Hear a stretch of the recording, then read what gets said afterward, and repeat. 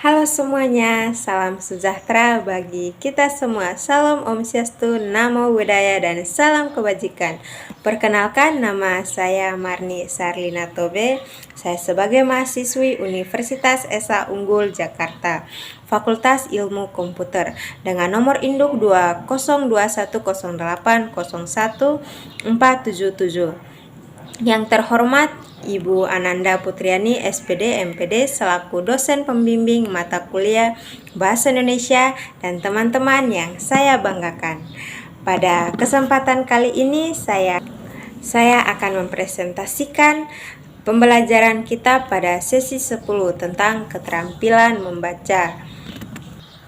Sebelum saya memulai presentasi ini, apakah kita semua dalam keadaan sehat?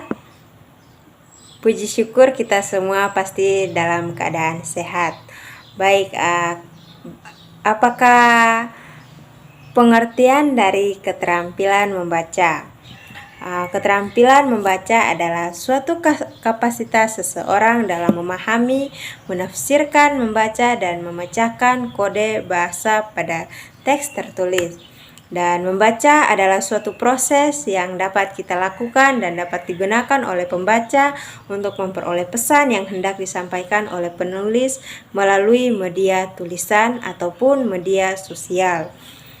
Dan keterampilan membaca pun dapat kita kembangkan secara tersendiri, terpisah dari keterampilan menyimak dan berbicara. Adapun tujuan membaca sebagai sebuah keterampilan reseptif secara umum bertujuan untuk memperoleh informasi atau pesan melalui bahasa tulisan. Ada beberapa tujuan membaca, dan yang pertama membaca secara detail dan menyeluruh isi bacaan tersebut. Dan yang kedua menangkap ide pokok atau gagasan utama buku secara cepat. Dan yang ketiga, mendapatkan informasi tentang sesuatu. Yang keempat, mengenai makna kata. Yang kelima, ingin mengetahui peristiwa penting yang terjadi di seluruh dunia. Dan yang keenam, ingin mengetahui peristiwa penting yang terjadi di masyarakat sekitar. Adapun jenis-jenis membaca. Jenis-jenis membaca, yang pertama membaca nyaring dan membaca dalam hati, dan yang kedua membaca ekstensif, dan yang ketiga membaca intensif, yang keempat membaca literal, kritis, dan kreatif. Membaca nyaring dan membaca dalam hati. Membaca nyaring itu suatu proses kita dapat mengkomunikasi isi bacaan dengan nyaring kepada orang lain. Ketika kita membaca nyaring, kita harus mampu menggunakan ucapan yang tepat, membaca dengan yang jelas, dan tidak terbata-bata membaca dan dengan tidak terus-menerus melihat pada bahan bacaan. Dan ketika kita membaca, kita harus menggunakan intonasi yang lebih tepat. Yang kedua, membaca ekstensif. Dengan membaca ekstensif merupakan membaca yang kita lakukan secara luas. Pada mahasiswa kita dapat diberikan suatu kebebasan dan keleluasan dalam hal memiliki baik jenis maupun lingkup bahan-bahan bacaan yang dibacanya. Program membaca ini sangat besar manfaatnya dalam memberikan aneka pengalaman yang sangat luas pada mahasiswa yang mengikutinya. Jenis-jenis membaca ekstensif. Yang pertama, membaca survei. Membaca survei untuk kita dapat mengetahui suatu gambaran ikhawal isi serta ruang lingkup dari bacaan tersebut.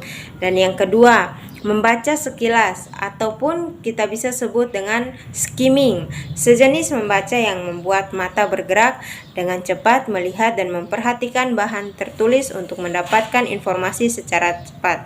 Dan yang ketiga, membaca dangkal. Pada dasarnya kita harus membaca untuk memperoleh suatu pemahaman yang dangkal atau tidak terlalu mendalam.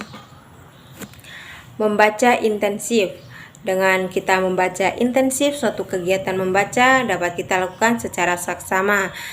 Membaca intensif juga suatu upaya mahasiswa untuk dapat menumbuhkan dan mengasah kemampuan membaca secara kritis. Adapun jenis-jenis membaca intensif. Yang pertama, Membaca teliti bertujuan untuk kita dapat memahami secara gagasan untuk melihat organisasi penulisan atau pendekatan yang digunakan oleh penulis.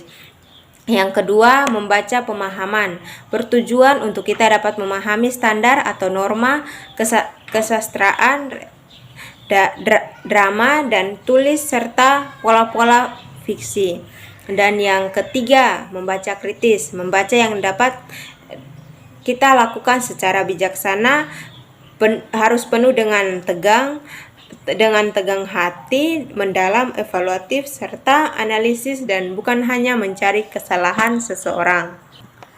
Dan yang keempat, membaca ide bertujuan untuk kita dapat memperoleh serta memanfaatkan ide yang terdapat dalam bacaan tersebut. Dan yang kelima, membaca bahasa asing bertujuan untuk kita bisa memperbesar daya kata dan kita dapat mengembangkan kosakata lebih luasnya bertujuan untuk membaca bahasa asing dilakukan untuk mencapai kefasihan. Dan yang keenam, membaca sastra. Dengan membaca sastra kita juga dapat memperoleh suatu bacaan yang lebih baik dalam hubungannya dengan kepentingan apresiasi maupun kepentingan studi kita. Dan yang ketujuh, membaca literal merupakan suatu kegiatan membaca dengan sebatas mengenal dan menangkap arti yang tertera secara tersurat. Dengan itu kita sebagai pembaca hanya berusaha untuk menangkap informasi yang terletak secara literal. Dan juga bagaimana sih cara kita agar kita lebih meningkatkan minat seseorang agar agar dia lebih minat lagi dalam membaca. Yang pertama, kita harus menyediakan perpustakaan yang dapat dikelola dengan baik.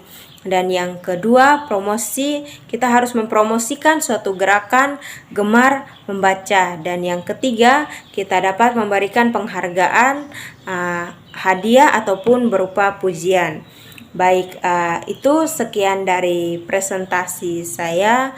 Kurang lebihnya saya mohon maaf. Terima kasih.